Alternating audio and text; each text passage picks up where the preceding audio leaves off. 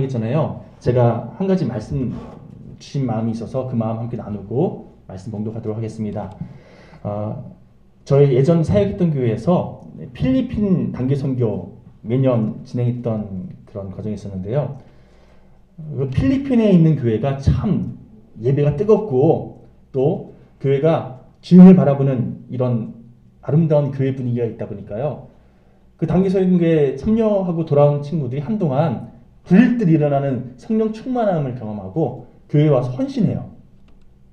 그런데 희한하게도 그 뜨거움이 계속 유지되지 못하고 어느 순간 식어버립니다. 거긴 뜨거운데 우리 교회는 그렇지 않아서 그래요. 뭐 이런 얘기도 그 친구들이 하더라고요. 또 비슷한 예로 예전에 TD라는 거 아시죠?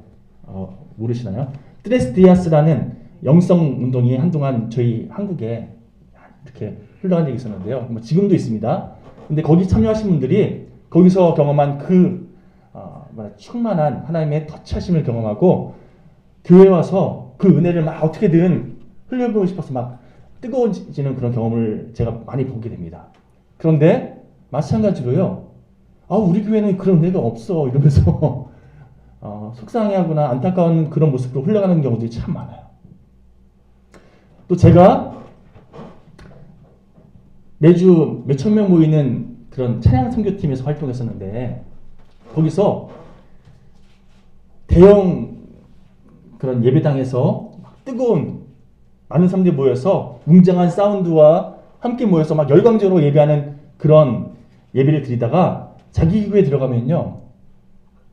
인원도 작고 뭐 어떤 음향 장비도 그렇게 잘 갖춰지지 않고 뭐 분위기가 그렇게 뜨겁지 않으니까 우리 교회는 은혜가 없어 막 이렇게 이야기하는 그런 친구들을 제가 많이 봤거든요. 제가 그러면서 여기 가면 은혜를 경험하는데 여기 가면 왜 은혜를 경험 못하지? 이 고민 제가 많이 한 적이 있습니다. 답은 하나예요. 그런 분위기가 갖춰진 데에서 은혜를 경험한다면요. 사실은 내 안에 하나님을 예배하는 힘이 없는 거예요. 그런 분위기와 그런 장소, 그런 환경이 갖춰져야만 내가 그 은혜를 누린다. 내가 그만큼 아직 믿음이 연약한 거죠. 내가 불쏘시개가 되어서 어디 가든지 주님의 그 뜨거움을 흘려보낼 수 있는 막 다시금 불사를 수 있는 그런 하나님의 도구로 쓰임받는다면요. 여러분 물론 그런 분위기, 그런 환경, 그런 장비, 그런 시스템 좋지요. 나로 하여금 예배 안에 뭔가 좀 더 동참하고 그 분위기 느낄 수 있도록 도와주는 좋은 환경이지요. 뭐 저도 몇 명을 모이는 그런 대형교회에서 사역했던 경험이 있기 때문에 거기서 그런 사운드와 그런 웅장함 뭐 거기서 예배 드리는 것 같은 그런 분위기 저도 알지요. 그러나 어디에 있든지 하나님께서 기쁘게 받으시는 신령과 진정이 다하는 그런 예배가 우리 가운데 있다면 그런 인생을 주님께서 삶의 예배자로 기쁘게 그 삶을 받으실 줄 믿습니다. 우리가 이 시간 그 주님을 바라보며 주님께 뜨겁게 예배하는 하나님 기뻐하시는 예배 시간 되길 간절히 소망합니다. 함께 말씀을 함께 묵상하고 주님 뜻에 함께 동참하는 이 시간 되길 소망합니다. 마태복음 22장 1절에서 14절까지 말씀. 마태복음 22장 1절에서 14절까지 말씀. 제가 인 성경 신약 36페이지에 있습니다. 마태복음 22장 1절에서 14절까지 말씀. 우리 한 절씩 교독하시고 마지막 한 절은 함께 합독합니다. 1절입니다. 예수께서 다시 비유로 대답하여 이르시되 천국은 마치 자기 아들을 위하여 혼인잔치를 베푼 어떤 임금과 같으니 그 종들을 보내어 그 청한 사람들을 혼인잔치에 오라 하였더니 오기를 싫어하거늘 다시 다른 종들을 보내며 이르되 청한 사람들에게 이르기를 내가 오찬을 준비하되 나의 소와 살찐 짐승을 잡고 모든 것을 갖추었으니 혼인잔치에 오소서 하라 하였더니 그들이 돌아보지도 않고 한 사람은 자기 밭으로 한 사람은 자기 사업하러 가고 그 남은 자들은 종들을 잡아 모욕하고 죽이니 임금이 노하여 군대를 보내어 그 살인한 자들을 진멸하고 그 동네를 불사르고 이에 종들에게 이르되 혼인잔치는 준비되었으나 청한 사람들은 합당하지 아니하니 내 거리 길에 가서 사람을 만나는 대로 혼인잔치에 청하여 오라 한데 종들이 길에 나가 악한 자나 선한 자나 만나는 대로 모두 데려오니 혼인잔치에 손님들이 가득한지라. 임금이 손님들을 보러 들어올세 거기서 예복을 입지 않은 한 사람을 보고 이르되 친구여 어찌하여 예복을 입지 않고 여기에 들어왔느냐 하니 그가 아무 말도 못하거늘 임금이 사원들에게 말하되 그 손발을 묶어 바깥 어두운 데에 내던지라. 거기서 슬피 울며 이를 가게 되리라 하니라. 청함을 받은 자는 많되 택함을 입은 자는 적으니라. 아멘. 청함을 받은 자는 많되 택함을 받은 자는 적으니라. 이 구절이 참 계속해서 오늘 이 본문을 묵상하면서 제 마음에 남습니다. 하나님은요 누구나 다 구원하실 수 있는 능력이 있고 구원하기 원하십니다. 중요한 것은요 아무나 구원받는 것은 아니라는 거죠. 처음 받는 사람은 많되 택함을 입은 사람은 적으니라. 간절히 바라는 건 저 여러분 모두가 또 저 여러분 통해서 그렇게 하나님께 나아가는 그런 삶들이 점점 더 많아져서 택함받는 하나님께서 기뻐하시는 복된 그리스도인들 하나님의 자녀인 여러분들 모두가 되시기를 간절히 축원드립니다. 자, 예전에 제가 썩은 이 이거 나중에 하면서 계속 방치하다가 막 퉁퉁 부어가지고요 어쩔 수 없이 치과에 간 적이 있습니다.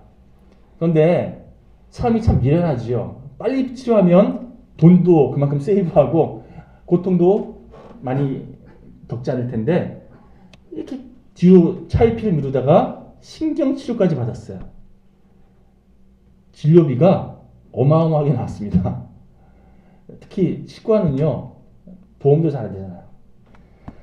한 번 치료받고 끝날 수 있는 거 제가 몇 주 동안 하는지 몰라요. 한 번은 이 치료 받는데 이렇게 한 번에 하는 게 아니라 뭐 한 번 치료하고 또 덮고 또 다시 한 번 가서 또 치료하고 덮고 이러고 마지막에 신경치료까지 가는데 신경치료 받는데 제가 먼저 3번의 마취주사를 맞았거든요. 그럼에도 불구하고 치료받는데 너무 아픈 거예요. 그래서 제가 못 견뎌하니까 의사가 4번의 마취주사를 더 놨어요. 모두 7번의 마취주사 맞은 거죠. 너무 아프더라고요. 너무 힘들었습니다. 그런데 여러분 치과 치료 중에 계속해서 물 분사하고 막 이렇게 치료할 때 이가 갈리니까 그런 것들 뭐 좀 보완하기 위해서 계속 뭔가 주입하잖아요. 그래서 중간중간 아시는 것처럼 입안에 담겨있는 그 이물질 혹은 물 같은 거 뱉으라고 이렇게 시간을 줍니다. 제가 7번의 마취사 덕분에 입이 완전히 마비돼 버렸어요. 그래서 저는 분명히 입을 닫고 싶은데 벌려져 있고 제 뜻대로 통제가 안 되는 거지요. 그래서 질질 막 물을 흘리고요. 여기 막 다 젖었어요. 더군다나 제가 여기다 뱉고 싶은데 혀가 또 마비돼 있으니까 여기가 아니라 막 여기 쏟아버리고 난리도 그런 난리가 없습니다. 그냥 그 주간에 큐티를 하면서 디모데전서 4장 2절 말씀 하나님께서 묵상하게 하시더라고요. 제가 분명히 드리겠습니다. 자기 양심이 화인을 맞아서 외식함으로 거짓말하는 자들이라. 여러분 이 말씀 묵상하면서 제가 문득 든 생각이 입술이 마취되기만 해도 통제가 안 돼서 이렇게 무리를 일으키는데 우리의 양심이 죄성에 마비돼 버리면 그러면 정말 아무렇지도 않게 정말 꺼리낌 없이 죄를 자행할 수밖에 없는 그런 죄된 인생을 살겠구나. 하나님께서 그런 깨달음 주시더라고요. 여러분 우리가 죄된 본성에 마비되어져서 하나님 뜻에서 벗어난 일을 선택하고 살아감에도 불구하고 전혀 거리낌이 없다면 문제 아닙니까? 그런데 그런 나의 잘못됨을 깨닫지 못하는 게 더 문제 아닙니까? 그날 제 큐티 마치고 나서 기도하면서 주님 제가 어느 때든지 말씀의 기초 위에 서서 주님의 십자가 보혈 능력 의지해서 죄에 민감한 인생 될 수 있도록 죄된 것을 깨닫게 하시고, 그래서 내가 하나님께서 기뻐하시는 것만 선택할 수 있는 주여 믿음 주시옵소서. 육신의 정욕, 안목의 정욕, 이생의 자랑이 휘두르지 않을 수 있도록 주여 도와주시옵소서. 이렇게 기도했던 기억이 납니다. 간절히 바라는 것은 이 기도가 저와 여러분 모두의 매일매일, 아니 매 순간의 기도가 되시기를 간절히 축원드립니다. 자, 우리 서로에게 이렇게 믿음으로 고민할까요? 주의 민감한 그리스도인이 되겠습니다. 시작. 주의 민감한 그리스도인이 되겠습니다. 아멘. 아멘. 한 주간 믿음대로 살지어다. 아멘. 자, 본문 내용으로 함께 돌아와서요. 지난 주간에 이어서 예수님의 비유에 대해서 함께 살펴보려고 하는데요. 오늘 본문의 내용 간단하게 요약해 드리겠습니다.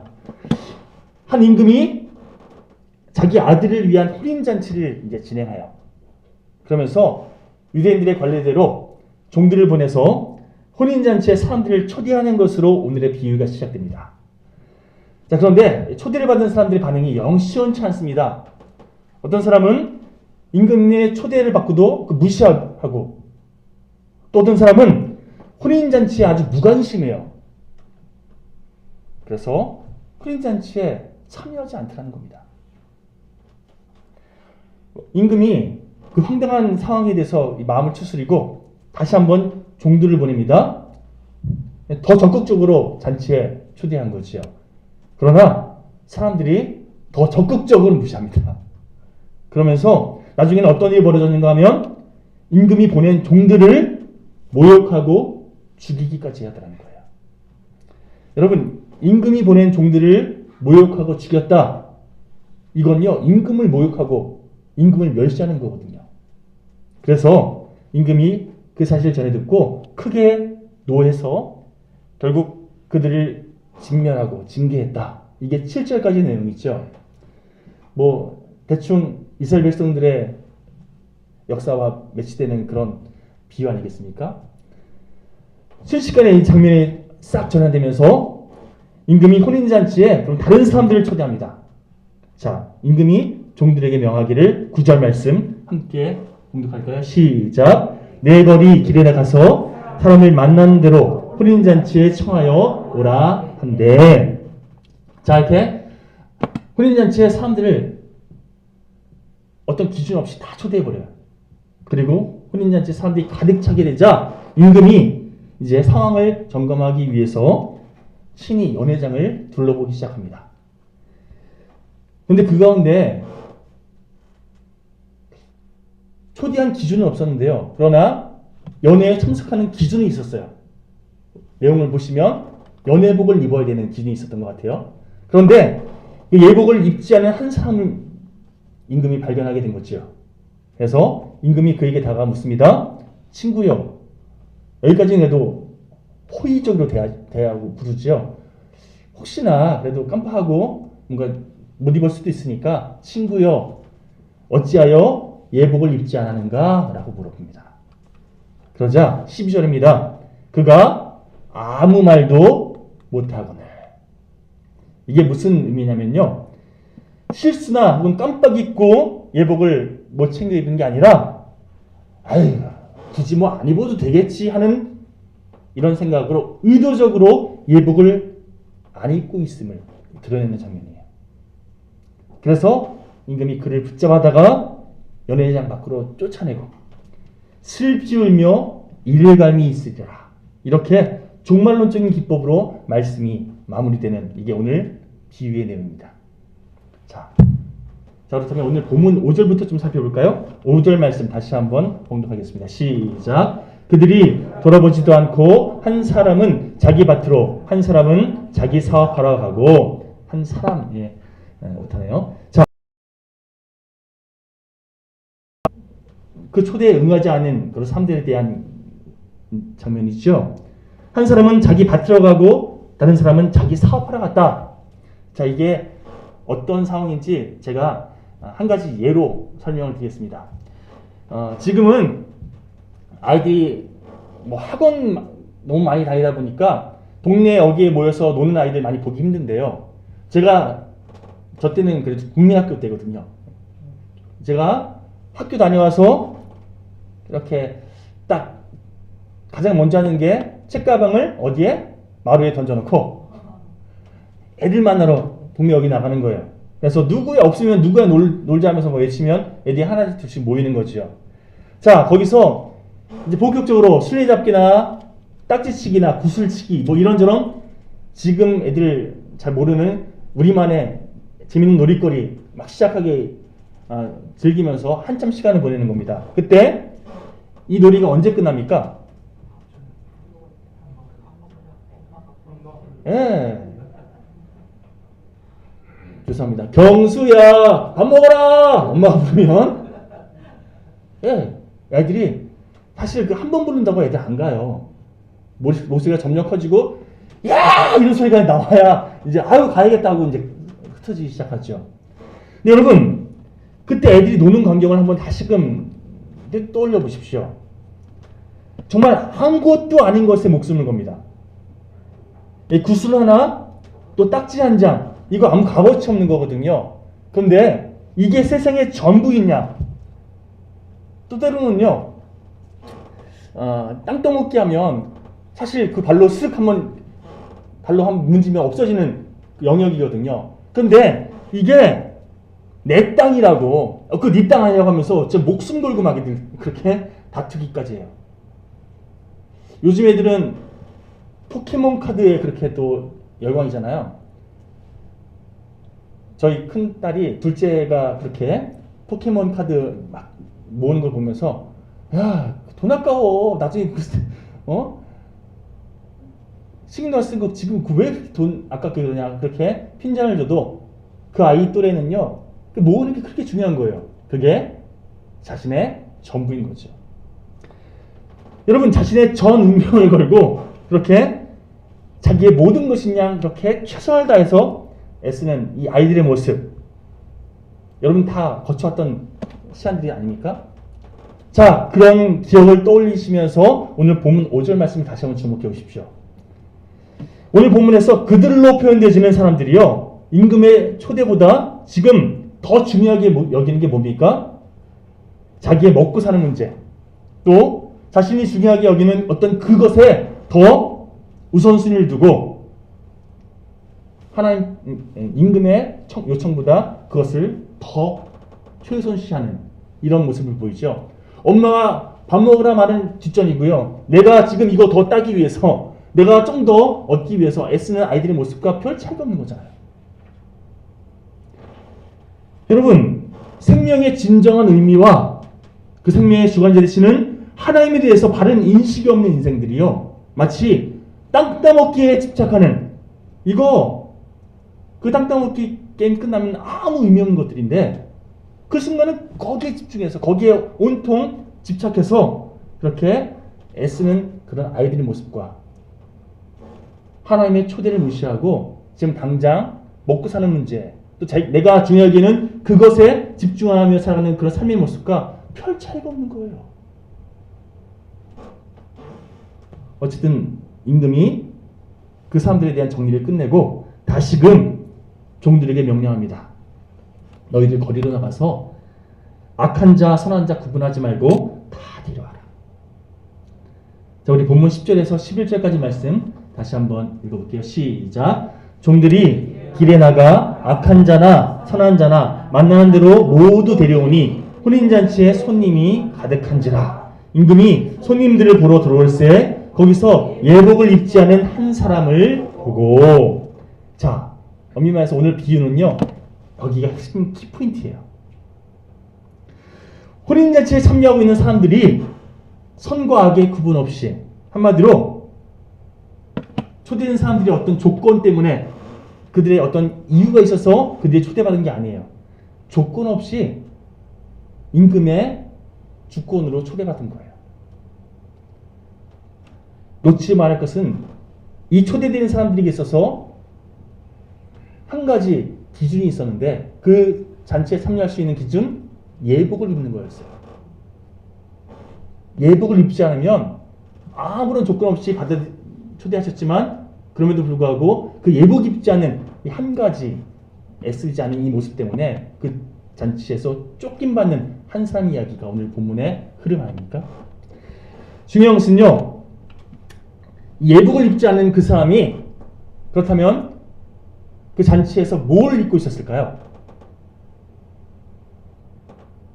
예복 별로 화려하지 않고 이쁘지 않으니까 내가 돋보이기 위해서 아주 화려한 옷을 챙겨 입었을까요? 아니요. 제 생각에는 평소에 자기가 즐겨 입는 옷을 입고 왔을 거예요. 그렇죠. 자기 옷. 한마디로 오늘 비유의 핵심은요, 자기 옷을 그냥 고집하고 입고 있으면 혼인잔치에 참여할 수 없다. 임금이 예비한 예복을 입고 있을 때에만 혼인잔치에 참여할 수 있다. 이게 핵심 키워드예요. 자기 옷을 입고 그대로 하나님께 나아가려고 하느냐, 아니면 하나님께서 입혀주시는 예복을 입고 나아가려고 하느냐. 이게 구원이라고 하는 우리에게 있어서 가장 중요한 문제의 키워드가 됐더라는 겁니다. 여러분, 자기 의를 붙잡고 내가 중심이 되어서 자기 옳은 대로, 자기 속에 오는 대로 그렇게 자기 의라고 하는 것을 계속 붙잡고 내가 하나님께 나가려고 하느냐, 아니면 주님의 보혈의 능력 힘입어 예수 그리스도하는 옷을 입고 우리가 하나님 앞에 서느냐, 전혀 다른 결과가 우리에게 주어지기 마련이라는 거죠. 여러분, 그런 의미에서 바른 신앙생활이란 끊임없이 우리의 옛사람을 벗고 주님의 십자가 보혈로 우리에게 상징되어지는 주님을 우리가 덧입을 때에 계속해서 내 자아를 십자가에 못 박고 그 내 자아가 죽은 그 자리에 주님으로 채워나가는 과정, 이것이 신앙 생활이라는 것입니다. 오늘 본문의 표현을 빌자면요, 하나님께서 허락하시는 예복을 덧입을 때에만 그분이 초대하시는 잔치자리에 참여할 수 있다는 겁니다. 여러분, 오늘 본문에서 표현하는 이 예복을 입는다, 이게 구체적으로 무엇을 말할까요? 그 답을 찾기 위해서 요한계시록 19장 7절에서 8절까지 말씀을 좀 함께 묵상하기 원합니다. 시작. 우리가 즐거워하고 크게 기뻐하며 그에게 영광을 돌리세. 어린 양의 혼인 기약이 이르렀고 그의 아내가 자신을 준비하였으므로 그에게 빛나고 깨끗한 세마포 옷을 입도록 허락하였으니 이 세마포 옷은 성도들의 옳은 행실이로다 하더라. 아멘.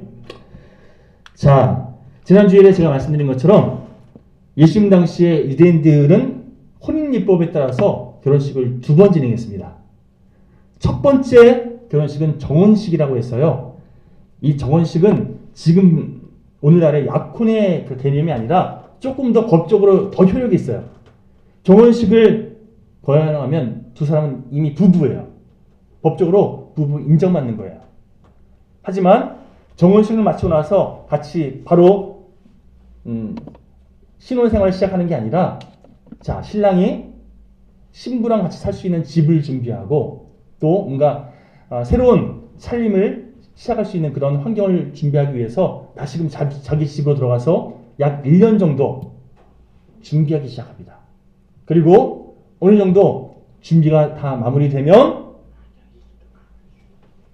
신랑의 아버지가 너 이제 신부 데려가도 되겠다 라고 아들에게 이야기하면서 자연스럽게 신부를 데려와서 본격적인 결혼 생활이 시작되는 거죠. 자, 두 번째 신부를 데려갈 때 그때 다시 한번 결혼식을 진행하더라는 거예요. 자, 그렇다면 신부는 그 기간 동안 무엇을 하는가?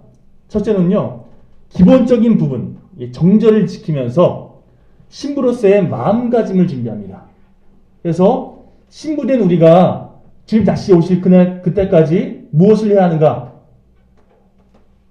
정절을 지키고 주님의 예비된 신부로서 정말 신랑 맞을 수 있는 그런 준비하는 과정들이 우리에게 있어야 된다는 거죠. 두 번째, 신부 수업 받으면서 시집갈 집의 가풍을 비롯해서 결혼한 이후에 필요한 여러 가지 것들을 잘 배워나가는, 우리가 신부로서 하나님의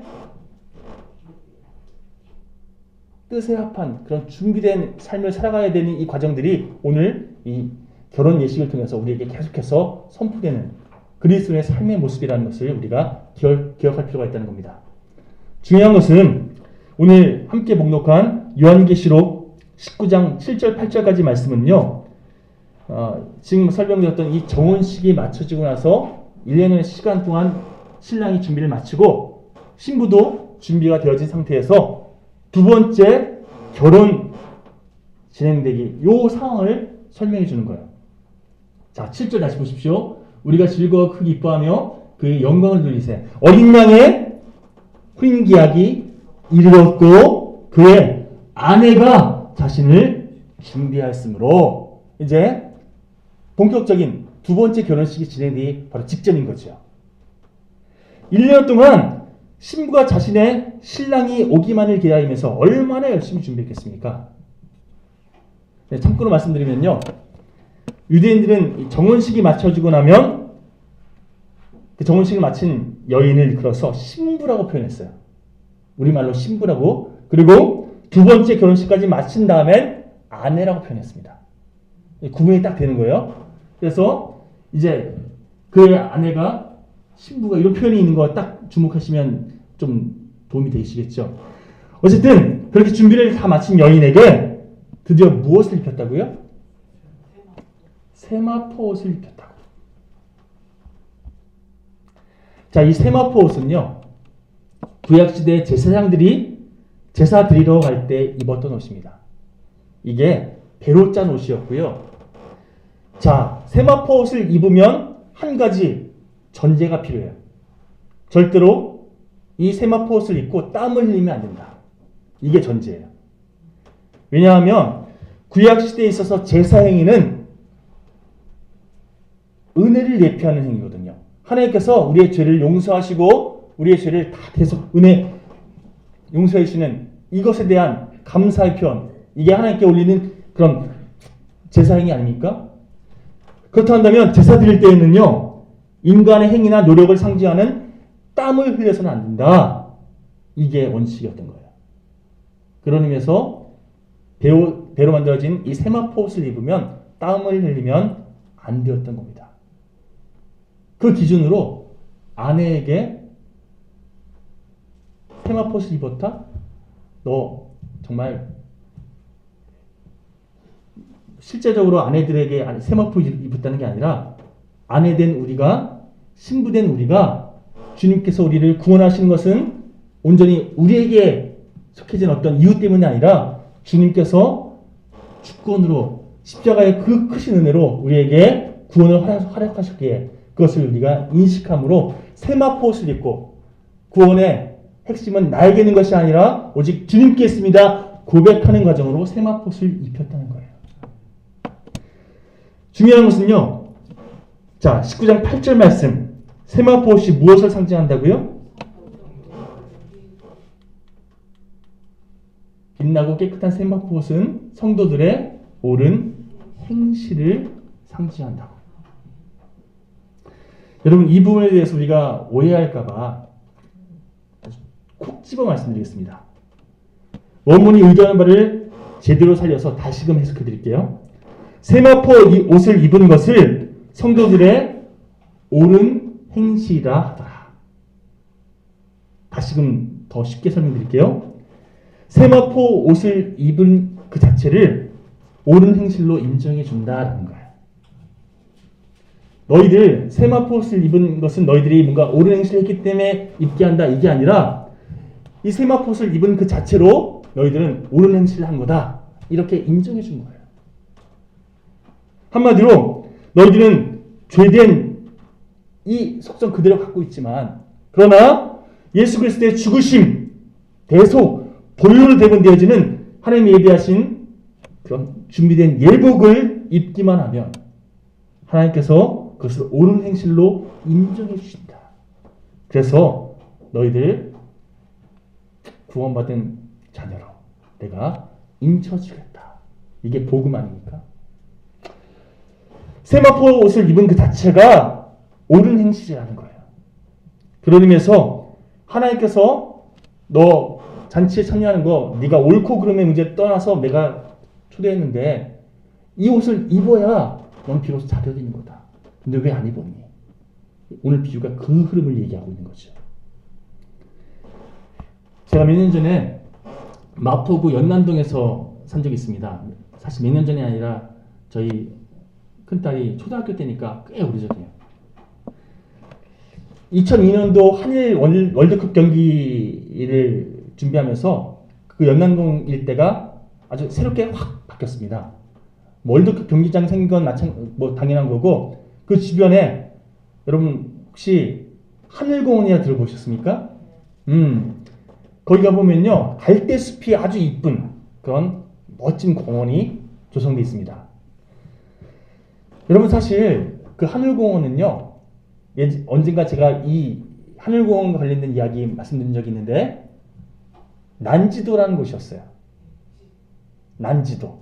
제가 어렸을 때 TV만 틀면 가장 빈민층, 가장 열악한 사람들이 거기서 쓰레기에서 뭔가 뒤적뒤적하면서 자기 필요한 것 구하는 이런 장면들이 많이 나와서 저는요 난지도 하면 더러운 곳의 대명사였어요. 어린 시절에 제가 뭐라고 생각했냐면 난잡하고 지저분한 곳이기 때문에 난지도라고 그렇게 붙였나 보다 이렇게 생각했다니까요. 근데 이 난지도의 이름 뜻이 뭐라고요? 아니요. 사실은 그 난지도란 이 지역이요 난초가 많이 피고 지초가 아름답게 피는 곳이어서 난지도였대요.